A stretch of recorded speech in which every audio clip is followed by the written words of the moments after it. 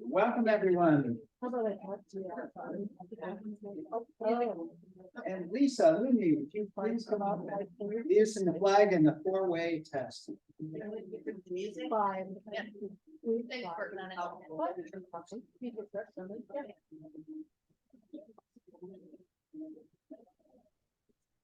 There. Please join me. I pledge allegiance to the flag of the United States of America and to the republic for which it stands, one nation under God, indivisible, with liberty and justice for all. And now the four-way test. Of the things we think, say, or do. Number one, is this the truth? Second, is it fair to all concerned? Third, will it build goodwill and better friendships? Fourth, will it be beneficial to all concerned? Thank you. Need some help? How about Patty Hansen from Zoom? Okay, I'm on Zoom. Can you hear me? Yes. Okay, I'm standing in for Dawn, so I thought I'd get a inspiration worthy of Dawn. Let me see. Okay, it's from our emotional guru, Mae West, and it says, "You only live once, but if you do it right, once is enough."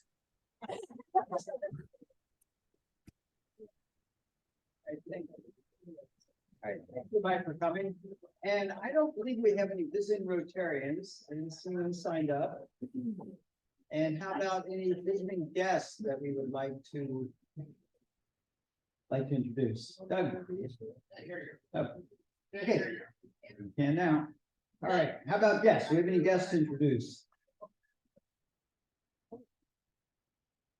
I have my coworker, Ray Dinkins, here for our program. All right. You can get a more formal introduction a little bit later, perhaps. And Renee, you're a guest, but I don't think you're gonna be a guest much longer, my hunch. Are you still a guest, Lisa? All right. Well, all guests are welcome. Anybody else? I miss anybody? Oh, yeah. Boy, oh boy. You know, when you see them every week, you don't think of them as guests. Anyway, well, welcome. So welcome to everybody. And let's have some announcements. Are there anything that needs to be announced? All right, I can see they're queuing up already. Halloween is just around the corner, and Cindy Grandal has graciously volunteered to use of the Women's Crisis Support Team building. And you all know where that is? Okay. We're gonna have a costume party, and we're gonna hand out candy to the kids, and a lot of kids in that neighborhood, so it's a lot of fun. And we're going to have a potluck, so just finger food. You don't have to make dinner or anything like that. Just bring some finger foods. And looks like we're gonna start around 5 o'clock. So if you have any questions, get in touch with me. I just found out yesterday that I'm going to be sort of organized it, so it's not organized yet.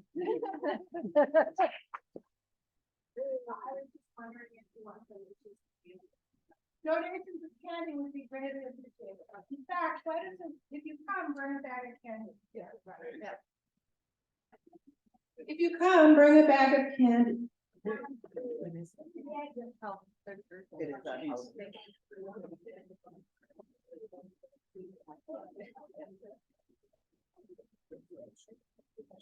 Okay, we're gonna have a stand-up board meeting after the meeting today for 2 prospective member approvals. So board members, stick around.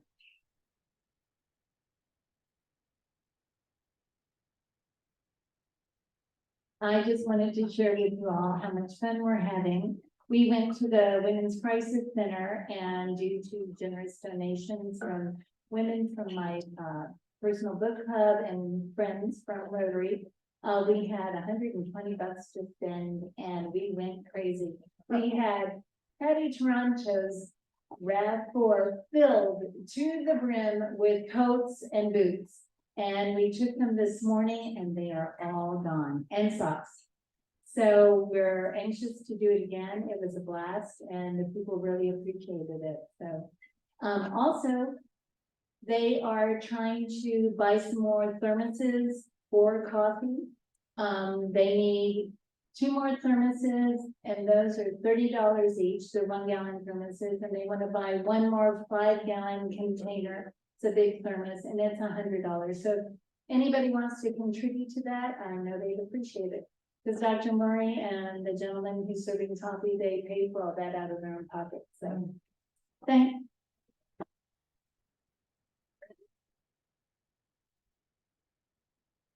Okay, this is a reminder for the longtime members and a little orientation for some of the newer members about our Blue Bag program. I have at my house, 1216 Northeast Memorial Drive, a toy box full of blue bags. And I just brought a new supply here, so we hope every week you can come pick up what you want. The main point to remember this time is save your full bags until November 15th. Every year, there's a holiday match from the bottle drop folks, and we get 20% extra for every bottle or can, starting November 15th. So I think it only goes till like December 6th or 8th or something, but if you have a few that you were about to drop off, hang on to them. When you drop them off, they should all come with a sticker. You scan the sticker in the drop box, which is like a big, heavy bank mailbox kind of deposit drop thing. And you slide your bag in there, and then they scan it again to make sure we get counted. And we earn about $2,000 a year from this promotion, and we put it toward Portugal. So please participate, Tommy. Well, sometimes when I go and do that, the door doesn't open, and all the stickers. So right, that's fine. Tommy asked if you have trouble, the scanner has a certain distance that it reads pretty well at, and other distances don't work. It's better further away than close up. So it can get the whole QR code in the scanner. If you have trouble, just wait for somebody else to open the door with their fob or whatever, and you can slide the bag in, because once it's inside, they scan it again, so we get proper credit. Even though I think there are signs there that say do not let anyone else, use the door once you've opened it or something. But most people will allow you to do that. Any other questions about the blue bags? Okay. Oh, one thing I wanted to add to Margaret's addition to her Halloween party thing, where she said, if you come bring candy, I think if you bring candy, they will come.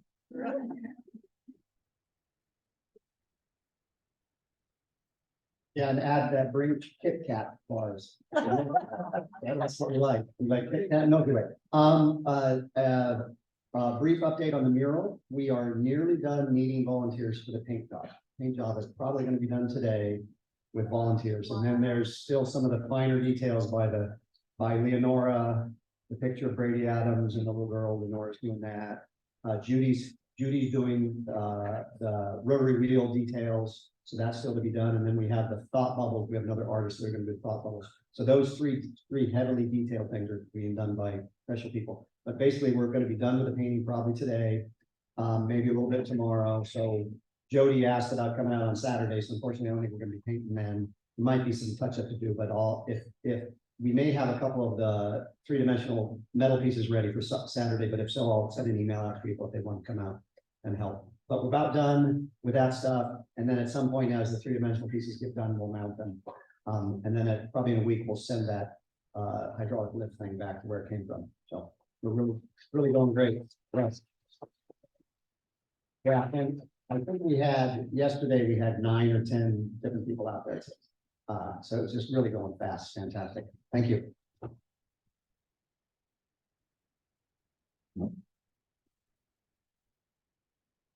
Hello, Jim Lefebvre with Basso. What's Basso? Well, last year, Steve Radcliffe from Braver Angels of Southern Oregon did give a presentation to our group. And afterwards, Jolene and I kind of joined Basso. And it's about bringing people together from different political viewpoints. Red, blue is common terminology, so that we can converse with each other and not necessarily change each other's minds, but at least have a conversation without trying to kill each other. Okay, so we have a workshop, Basso does, in Southern Oregon at the Unitarian Church on October 28th at 1 p.m. to 4 p.m. We're limiting it to 30 people, so if anybody's interested, talk to me afterwards. I can explain to you what it's about. The topic is families and politics. Okay, so and it's about just tools and ways that families and members can talk to each other at the dinner table on Thanksgiving. Thanks. Thank you. Oh, don't forget, this weekend, Saturday from 3 to 7, the Rotary Roundup in Jacksonville. If you're still interested, you can go. And it's also World Polio Month and World Polio Day is next week. I think it's, I can't remember which day precisely. If nothing else, you can go online, my Rotary, make a donation. It's pretty easy to do. So anyway, try to do something. With that, you know, one of the greatest things we do is a student service above self award. And we can thank Lisa Looney for all of her efforts for that, and also for all the people who contribute to that. So Lisa, would you like to introduce our student?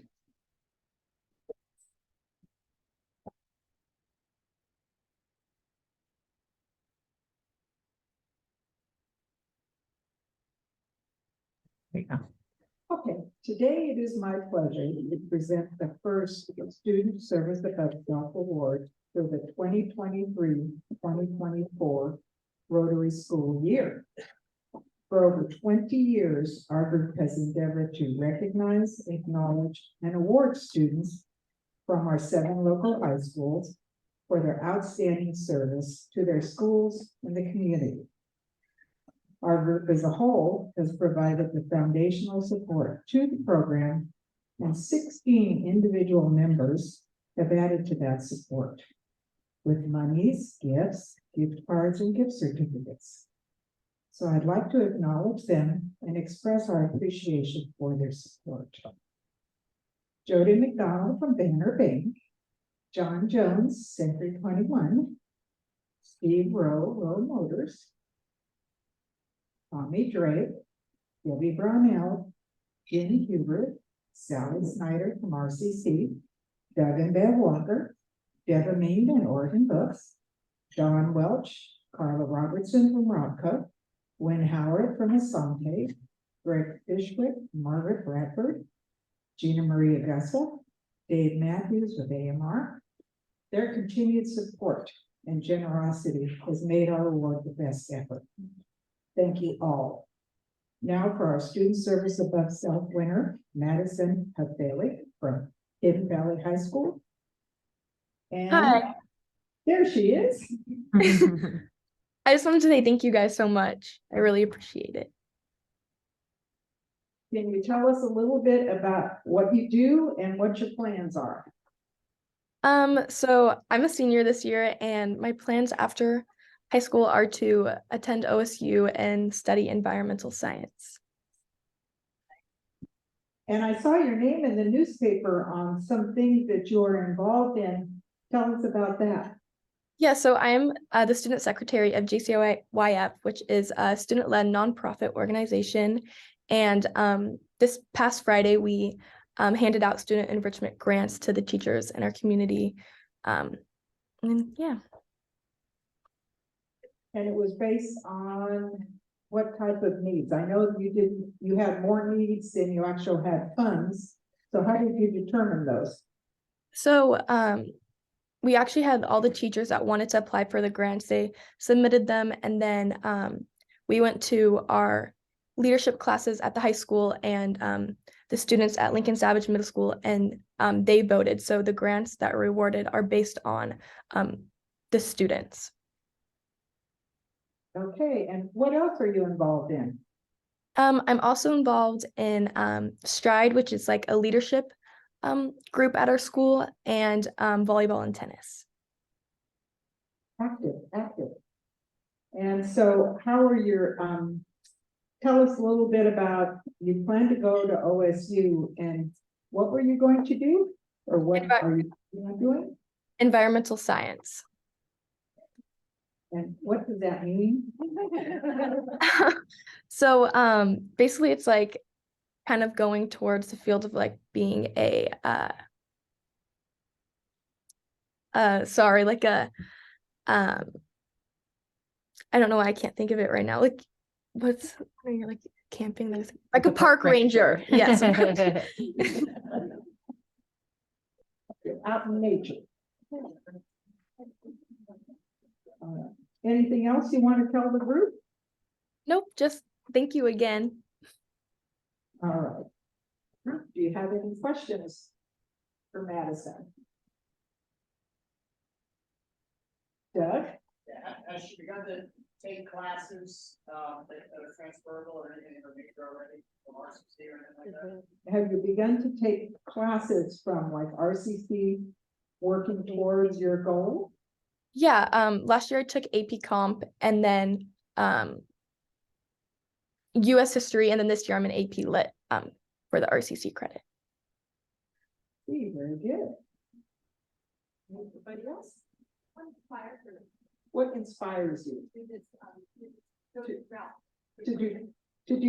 what you want to do? Really just growing up and living in Oregon, I just love everything outside, hiking and all of that. So just I want to do something I enjoy. So that's what's inspiring me. Very good. Anybody else? Great. Can you tell us one of your favorite projects that the foundation funded? Can you tell us one of your favorite projects that the foundation funded?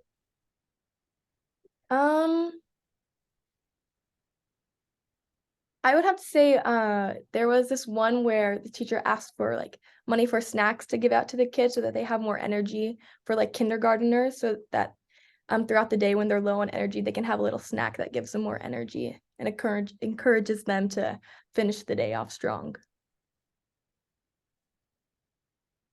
Very good. Anybody else? Brenda. And Brenda wants to tell you, among the rest of us, we love your smile and attitude. Thank you. Very good. Thank you, dear. Thank you, guys.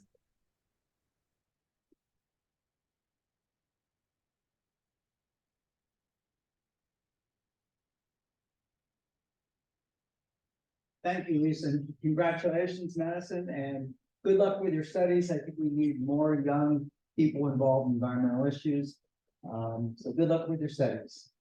Our presenter for today is with the Women's Crisis Support Team. Cindy, were you going to introduce them or not? He's chopping at the bit, so we'll do this. It's called a self-introduction.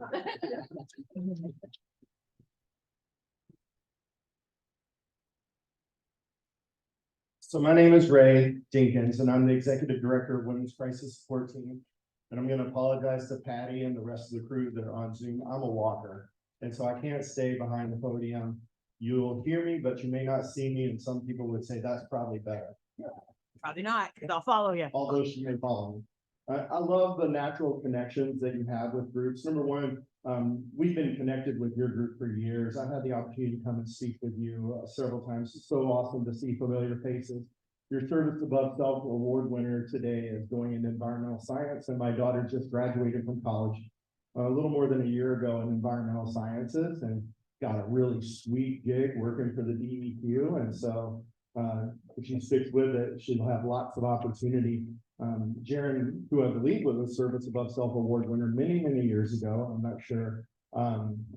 She's working on food insecurity and food security in Oregon. And so a fantastic opportunity that they'll have there. So I didn't come to talk to you about that. I did come to talk to you about Women's Crisis Support Team, or WCST as we like to refer to it these days. I want to apologize in advance. As you can imagine, when I go into social circles and people are like, hey, who are you? What do you do? And I'm like, I'm Ray Dinkins. I work for Women's Crisis Support Team. We're your primary domestic and sexual violence response team in Josephine County. It's kind of the end of that conversation. And so, it's impossible to talk about the work we do without it being a little bit depressive. And I'm gonna just apologize out front for that. I'm also very aware that when we go out and speak in public, that we're speaking to people who have experienced some level of domestic or sexual violence in their lives. And I want to encourage you to take care of yourself. And if you need to touch base with somebody or talk to someone, there are pamphlets on your tables that have our contact information. Heard somebody ask for our address earlier, 612 Northwest 5th Street, corner of 5th and A.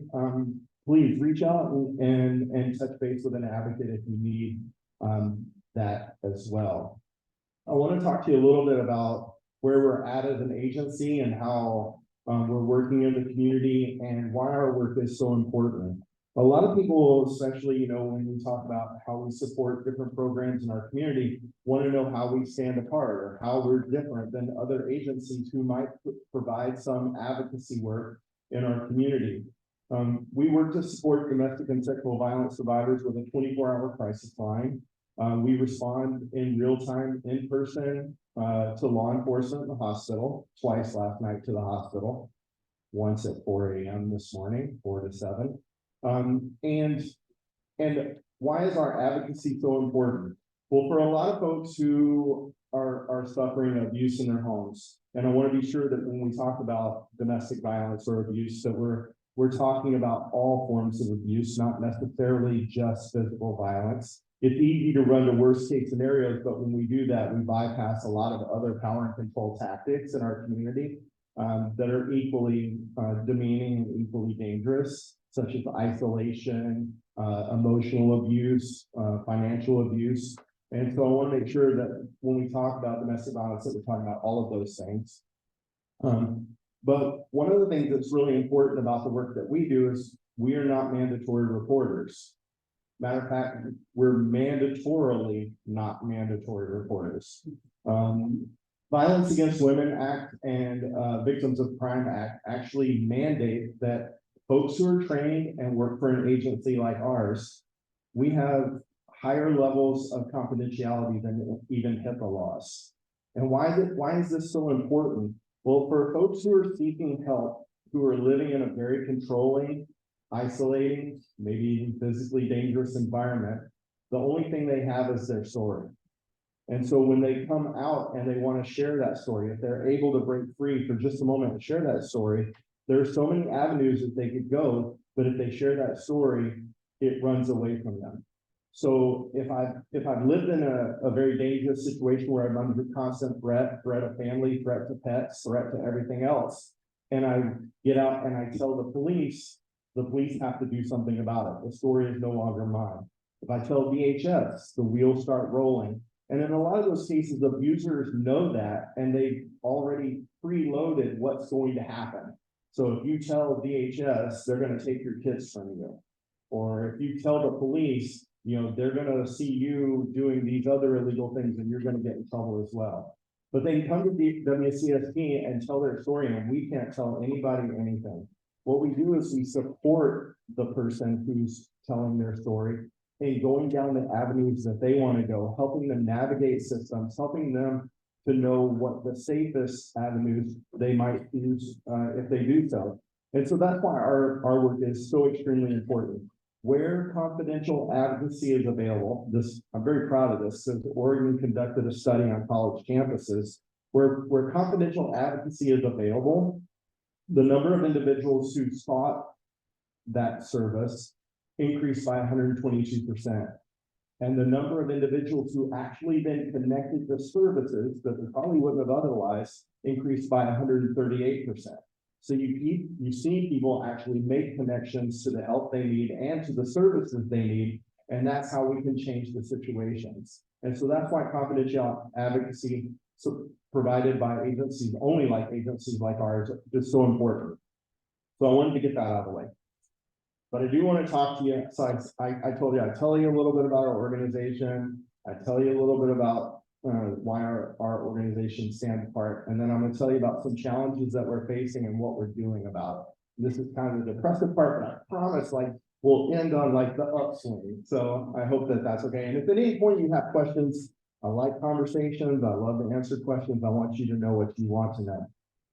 I will tell you, we say WCST anymore because Women's Crisis Support Team, while it is an awesome name that gives a huge nod to our history.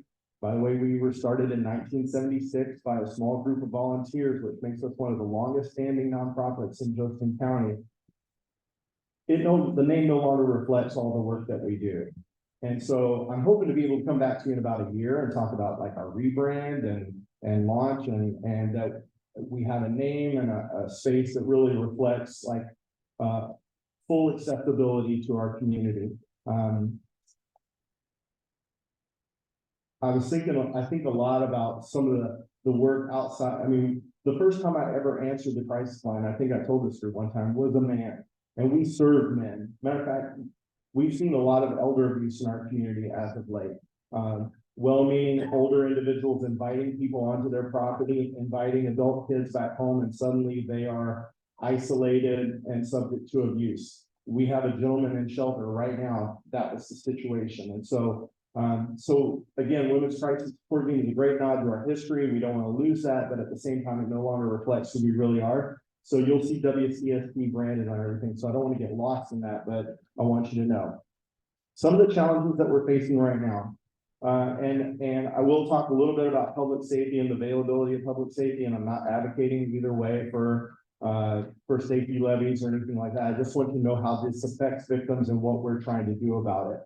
And so we had a case a few months ago, and this was, I'm still learning. I've been with the agency 15 years and the executive director. I'm in my 5th year and still learning a lot about the different processes and what happens. But we had a situation where we got called to the hospital in the night where a young woman had been assaulted, physically assaulted by her abuser family member.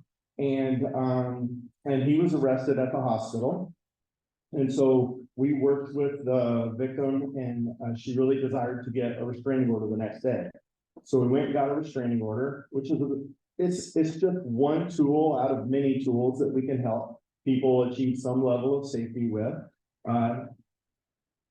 Because of the nature of the charges, the gentleman, for lack of a better word, was released from the jail the next day and immediately violated the restraining order. So the police were called, and Grants Pass Public Safety, Grants Pass Police Department arrested him, took him to jail, where the jail is underfunded and overcrowded, and he was released within just a few hours the next day, where he immediately went and violated the restraining order. And Grants Pass Police was called, he was arrested, taken to jail, released the next day, 4 times in 5 days.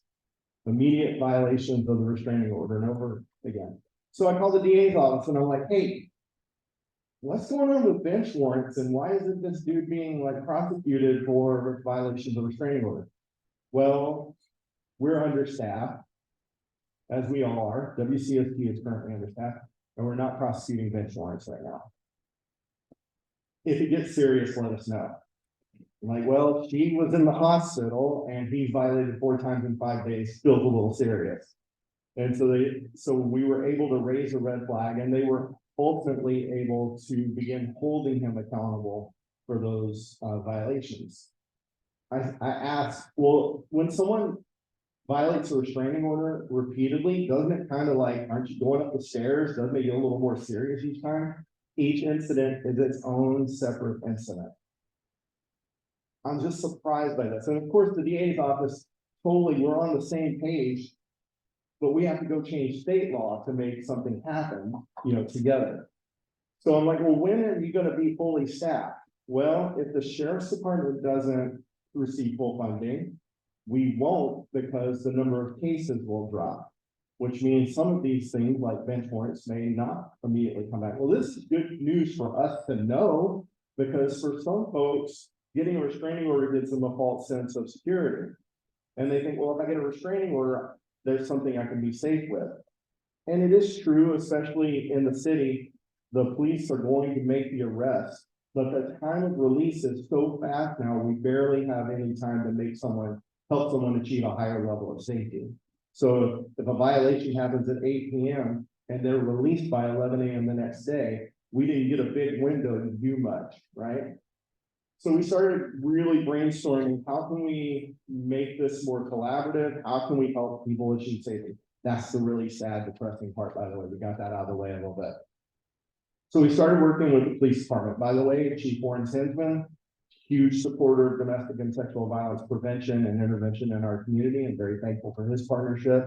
The DA's office, very, very involved with WCST and Connected, DHS, all of our community partners really care about this. And so we're like, okay, we need a system that really lets us know when people are facing like a high degree of lethality.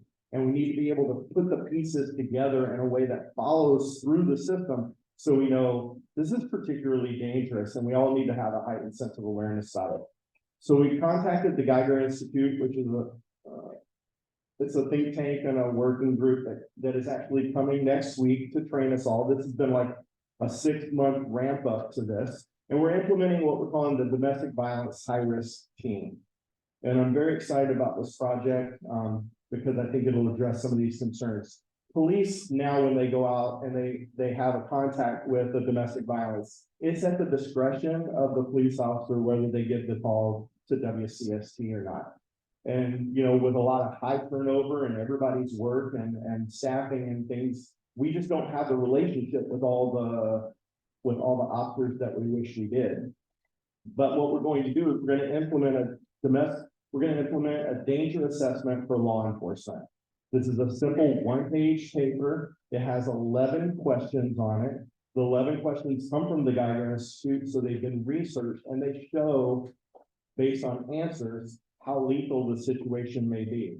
So questions like, has your abuser ever threatened to kill you? Does your abuser have the means to kill you? Has your abuser ever strangled you? Does your abuser have access to weapons? These are all measures that have been researched to show how lethal a situation may be. So based on the number of questions answered in the affirmative on we call it the DALE, the Danger Assessment for Law Enforcement, it will automatically trigger a call to WCST so that we can make immediate contact in the field with the survivor and get them the resources they need. The DALE will then follow the police report that's made to the DA's office for prosecution. So the goal is to see this isn't the first time, or maybe it is the first time, but we've had all this build up to it where these really critical markers for lethality are in the positive. And so the idea is that when the DA goes in to prosecute, the DALE will follow to the judge. So the judge can say, oh, you violated your restraining order 5 times. It's time for us to do something about that. And so the idea is that not only will we get immediate services to a survivor who definitely needs them, but we'll also be working on holding offenders accountable for repeated or dangerous activities. And we could say that all levels of domestic violence are dangerous, and that is true. But in some of these cases, since we identified that first one, we've actually had 2 or 3 more where we've met folks at the courthouse and they're like, I got a restraining order already, but I'm trying to get something else because he continues to violate or she continues to violate it. And so we've actually come up with more cases. The idea is that by the first of the year, we'll have this fully implemented, and police will be working right alongside of us and the DA's office and hopefully the courts. All 4 of those entities are going to be trained on the danger assessment for law enforcement, and we'll be working towards holding offenders accountable and getting these services to survivors, even at a time where it's harder for folks to achieve safety. So while times are difficult and things are challenging, WCSD, along with the folks I've mentioned, are leading a charge in effort to bring a more community-wide response to domestic and sexual violence. And so I don't want to leave you on a bleak note. Things are going, and we're thankful to be in a position where we have huge community support. You know, we operate on an annual budget of about $800,000, of which about a quarter of that we raise in the community. And so we have amazing volunteers. We have board members and former board members sitting in here with us. And I'm just really thankful for the overwhelming community support that you've shown us that allows us to find creative solutions at a time when it's really challenging environment. And so thank you for your support. We appreciate you. And if you have any questions, I'll be here and around. Go ahead. Do you see this issue becoming more of a problem? It's a great question. Is domestic violence more of a problem? We talk a lot about COVID pandemic, right? I got, as an executive director, I had one full year and then I had 2 years of COVID. And then I had another year that's kind of what we call post-COVID, even though we have more COVID in our staff right now than we've ever had at any time in our history. So it's amazing. Our numbers have stayed relatively the same throughout the pandemic and it's very steady. We take about 200 to 240 calls to our crisis line per month. And we see about 160 people face-to-face per month to provide direct services. That never really changed in all of that time. What we are seeing in the difference, and it's kind of anecdotal, because I don't have a measuring tool, maybe the Dale becomes a measuring tool for us, is the degree of lethality and the degree of violence has greatly increased. And so I have what I would call veteran advocates now. I was in Portland a few weeks ago, and it was late at night, and a veteran advocate called me from the hospital, and she said, Ray, I was in front of a survivor with a nurse and had a visceral reaction. And she's like, I never have a visceral reaction, but it's so bad. I get emotional. Sorry.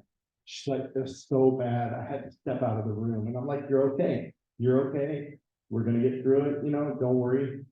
You're there for them and you can support them. Some of the things we've seen and endured, are at like new levels of violence that we just haven't seen before. And I mean, I've been there 15 years and I haven't always been in the direct services side of things.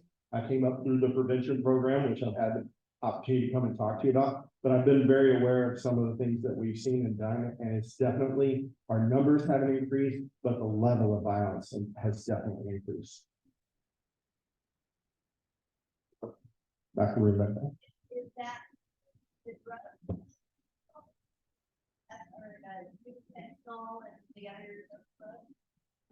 So I want to be careful when we talk about addiction and homelessness and violence, because there's not a direct correlation between any of those. Domestic violence can happen anywhere, any household, any individual, male, female, across the board.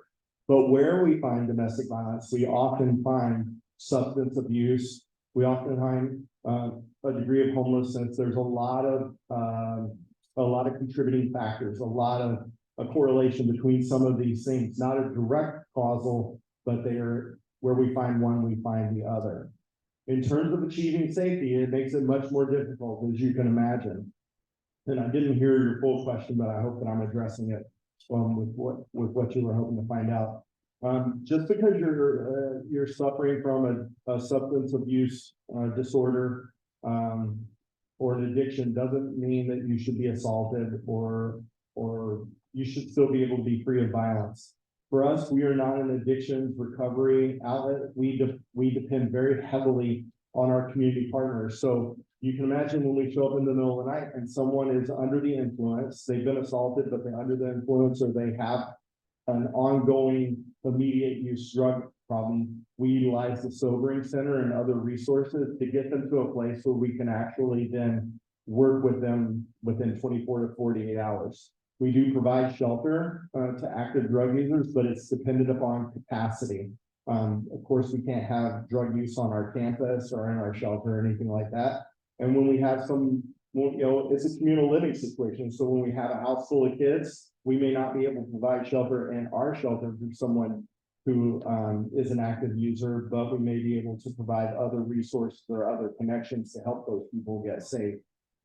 We are seeing, I will tell you, we are seeing a lot of folks who are in our community because of the grows and other things, and it's not what they thought it was going to be. And now they're suffering an abuse. And when they come into our office and they're like, well, I'm from Alabama. We're like, well, do you have safe family in Alabama? And they're like, yes. I'm like, well, let's get you to Alabama, you know? And so we do a lot of relocation right now. Recently had a woman come in and she's like, I'm from New York City. I came out here on a vacation with a guy 2 years ago and we never left. and she's been isolated, kind of farm hopping. She's suffered tremendous abuse. It was horrible. And our goal is to get her back to New York. Go ahead. The that was more the perpetrator, not the victim. If it was increased violence from the perpetrator, because they're out of their mind, you know, on something new. Right on. But it could be just alcohol, could be just in general, they're. Right. So are drugs causing perpetrators to be more abusive? It's a summary statement. So what we like to say is like the abuse was already in the individual before they consumed whatever made them like. So for instance, I don't know what it says about me, but a lot of my friends drink, but they don't abuse their partners because what's in the bottle isn't causing the abuse. What's inside that individual is causing the abuse. What we do see is a power and control tactic for folks who are involved in the drug industry or doing illicit drugs is if you tell somebody what's going on, I'll report you for your drug use. Or I'll report, you know, you're just as culpable as I am in all of this because you're doing drugs as well. And that, again, we want to break that barrier. Just because someone has an addiction issue doesn't mean they should be subjected to abuse. So I hope in all of that, I was able to answer your question. I think we may have time for one or two more, but I want to. Sorry. Every call we get where we can be there is success. So, you know, we struggle with this. Morale is pretty low with the team right now because of some of the challenges we're facing in helping get people safe.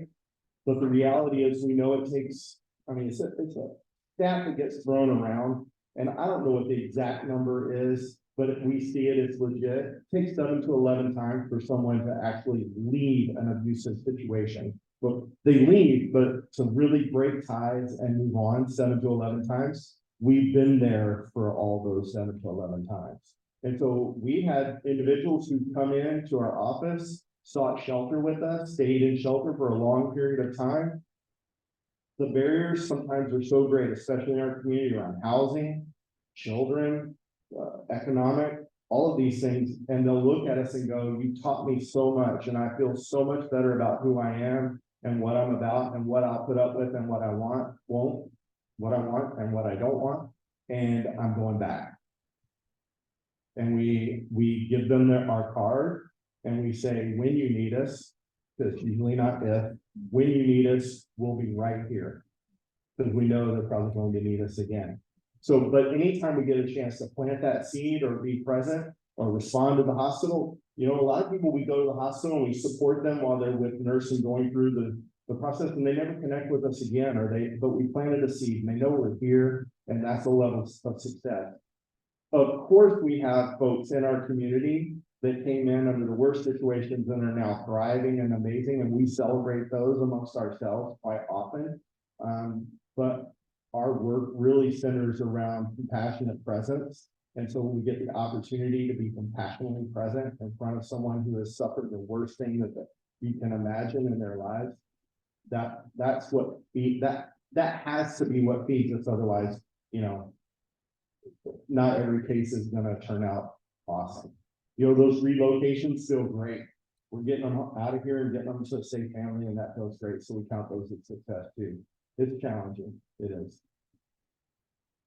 I want to be honoring the time. So somebody can say, great, that's it. I saw. Yeah. Go ahead. You're concerned about security at the shelter. So users knowing, finding out where it's coming back. So the question is, do we have concerns about security at our shelter? Of course we do. But the shelter is an undisclosed location. Some of you have been there. Some of you have done work for us there. We're so thankful for that. But it's majority of times, most people don't know where it's at. It's an undisclosed location. We try and keep it that way for a reason. And that is one thing that will get you exited from shelter is if you bring your abuser to shelter. It makes it very difficult to keep people safe.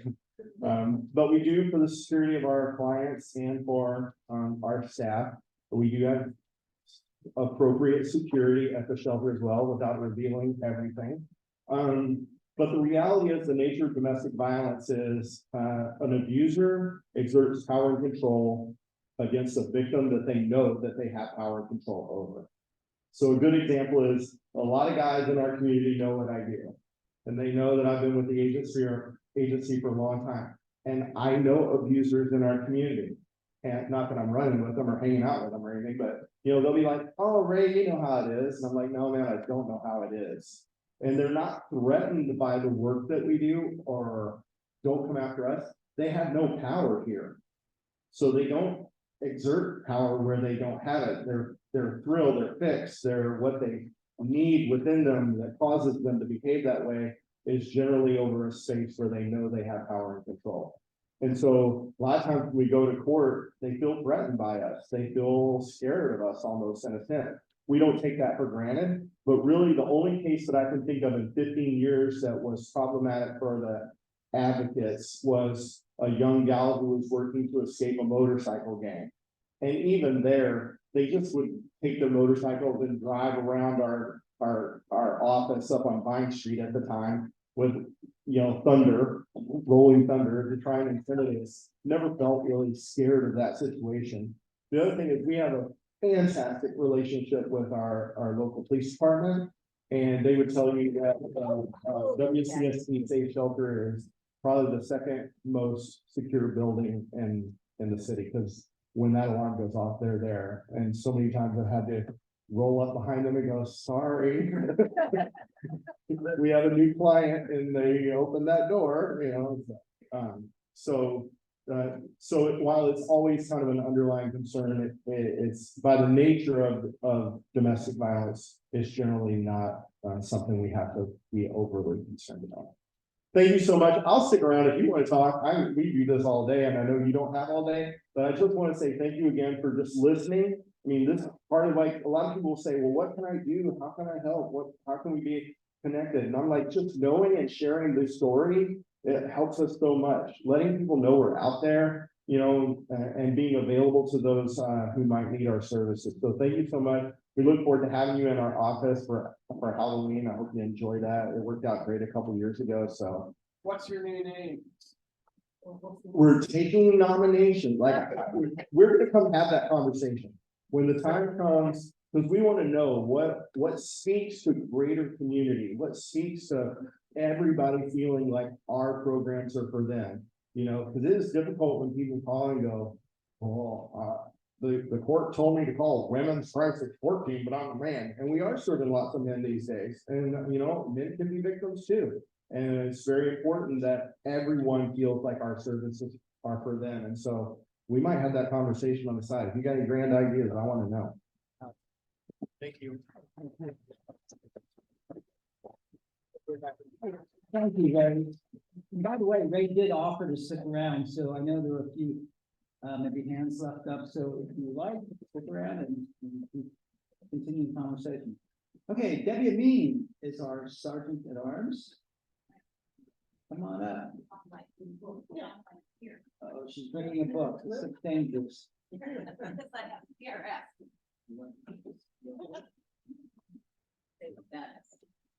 All right. Thank you so much. That was a great presentation, and I really appreciate what you do. Yesterday, I was listening to a podcast I listen to occasionally, and the topic of the conversation was personal bill of rights.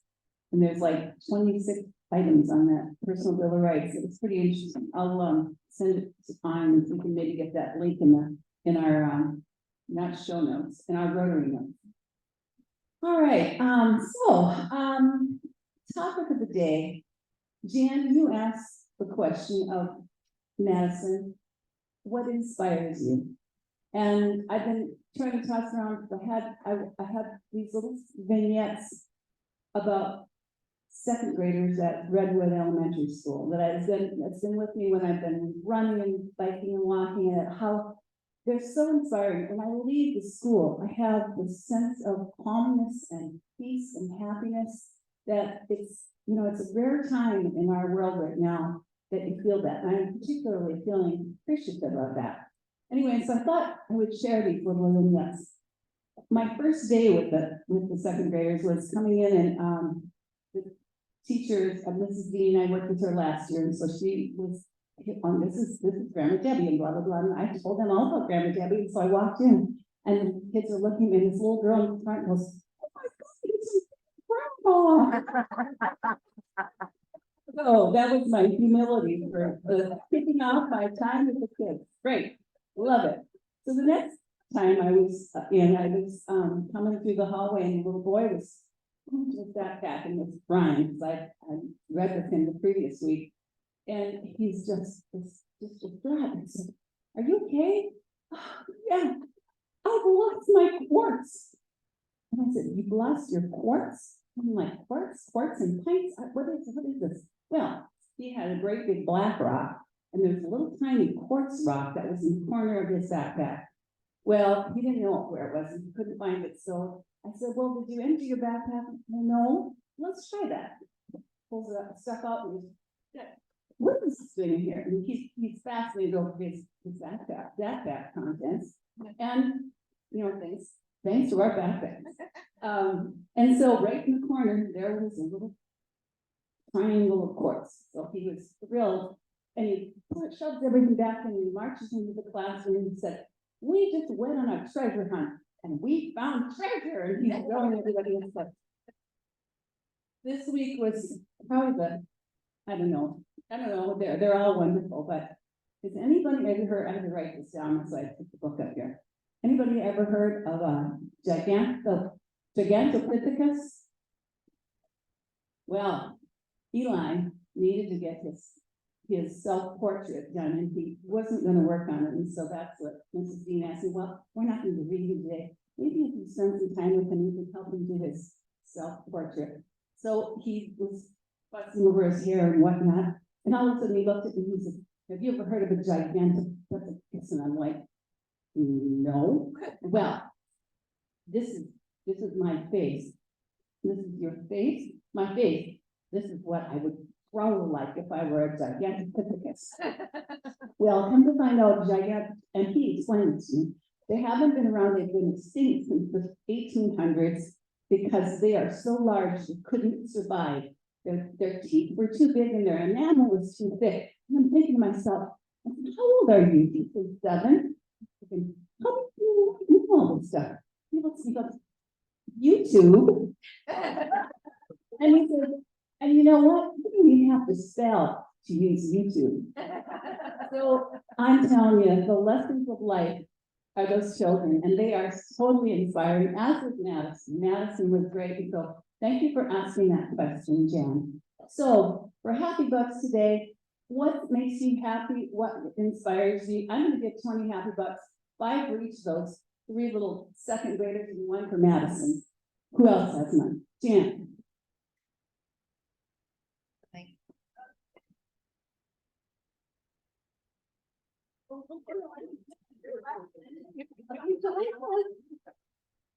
$200. Oh. To thank everybody who worked to help the COVID fair. And especially my friends who do this, they've been doing it for 8 years. Twice a year they come in, 2 months ahead of time, and they spend all their time, 2 days a week, sorting through clothing and other things that we get, some stinky, some great, but they're wonderful, and you guys are too. Yeah. Thanks, Jan.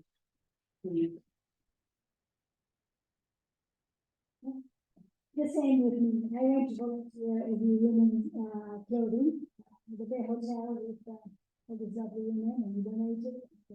It was so lovely to just see the women looking at those clothes and being so happy to find stuff, and it's so fun. So I had time for that. Thank you, Darren. All right, who else is talking about? Oh boy, I'm just gonna make my way to that, all the way to the beginning and forward. Hi, everyone. I want to give some happy bucks to say thank you to Ray Dinkins. That was a fantastic presentation. Right. They have some background that you are working with. And you're just so articulate. You're just really doing important work. And I'll bet you're not making $1 million a year. And I just really appreciate that. So thank you very much. Well, I'll add to the kids' story. So my first graders, I have a little work with it. They read to me and then they answer questions for comprehension. And I got through all the fast kids who really know how to read and came to a kid who, in a workbook, you know, the very first story, it says, refuse to participate, refuse to do the exercise. And so I'm looking at it a month later and, you know, here's what you do. And he just went through it, made a few mistakes, got all the questions right perfectly, no problems. And I thought, this teacher has done such a wonderful job in a month to go from total non-compliance to being a success. Yeah. I had way too much fun at the women's clothing fair. Right, Cindy? In fact, I found that Cindy and I wear the same size shoes, so these are for you.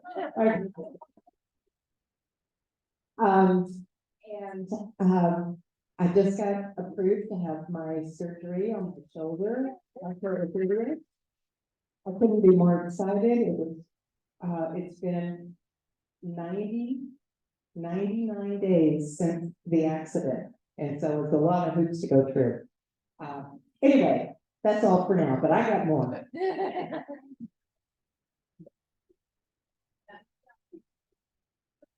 I just wanted to say thanks to Dan for being the leader that you are down there. Building. And Cindy and all the people that are just involved in these kind of things. So thank you there. And I also want to say thank you for selling us tickets to Dracula last night. That was amazing. So 10 happy bucks. Yeah, Dracula's not a comedy, it's sad. I was expecting a comedy when so I have some happy bucks too, because one I would like to tag on to Deborah Mean's story and Deb Brownell's story. Beverly goes and volunteers to read second grade class, first grade classroom. And so she's there doing a reading thing, and the other first grade teacher who's a classroom next door comes out and says, I want one of you. Can I get one of you? And Bev said, and I think you might just forgot, I'll ask at Rotary. So if any of you can do an hour or so a week on a regular basis, and you don't have to read very well either. So some of you fit right in, some of you fit right in. There you go. That's the other first grade teacher would love to have somebody that can come and read with the teacher, with the kids. Okay. And then the other thing I want to put happy bucks down is I've had a few conversations with some of the people at the Gospel Rescue Mission. Crack up a little bit.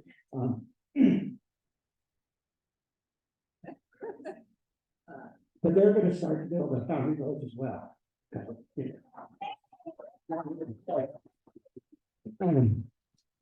you know, we led the way and good. Well, I'm happy about several things. One of them is that Patty came up and gave me a kiss on the cheek, and if I'd known she was gonna do that, I would have shaved today. The other is I just got back from Italy, and Italy is beautiful. I love it. I thought happy bucks because I'll tell you what inspires me is a club. I think that's all I need to say. All right, we got tears going here. Oh, you might want to make us cry.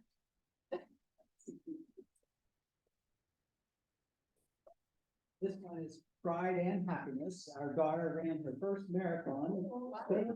George, Utah marathon, and we used to say there's two races. There's a race to the starting line and a race to the finish line.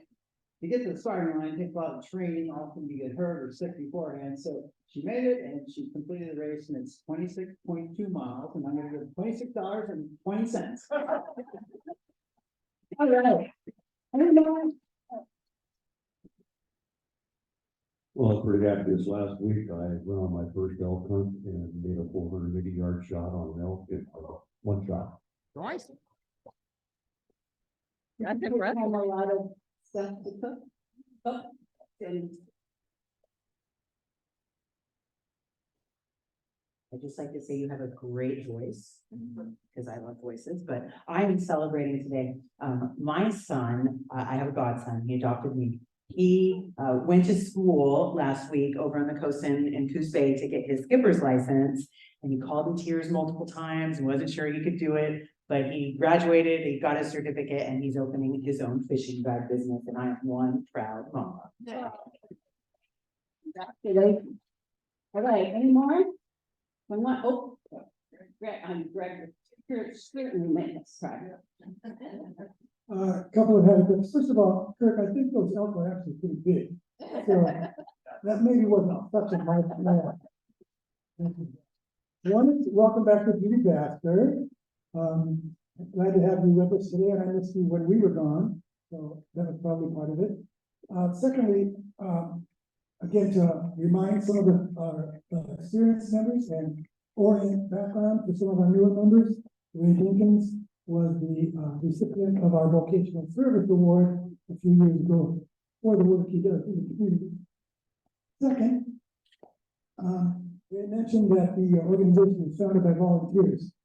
Two of those volunteers were students of mine from North Community College. One of them was Brandon. Any more inspiration? I know we could go on all day. Well, we could go on all day, but I won't go on too long. I want to thank Women's Crisis or whatever names you want to use. Because, so I don't know that you recall that, but in 1975, I had an issue with an ex-husband. And you guys made the day for me. You made it work very, very well. So I'm a happy, successful person, and you probably could count me as a success. All right, I woke my husband up in the middle of the night because, I watched Dracula or saw Dracula also, and I was fighting with these green things that were sticking out of the wall, and I was trying to get, and I kept waking him up, and he says, "You are dreaming, stop it." So, yeah, it's not a comedy. All right, thank you, everybody, and I, oops, the cards. Who wants to draw cards? I almost missed 5 at 9. Oh, and 4 at once. You'll never let me do this again. All right. You ready? You see the guy. 5 of hearts. 5 of hearts. 5 of hearts. All right. Oh, who's got it? Anybody? Who's got it? Do you have it? Oh. Duh. I guess it's my blonde moment. Oh, I did.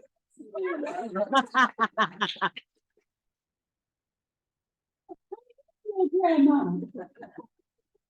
Thanks, everybody.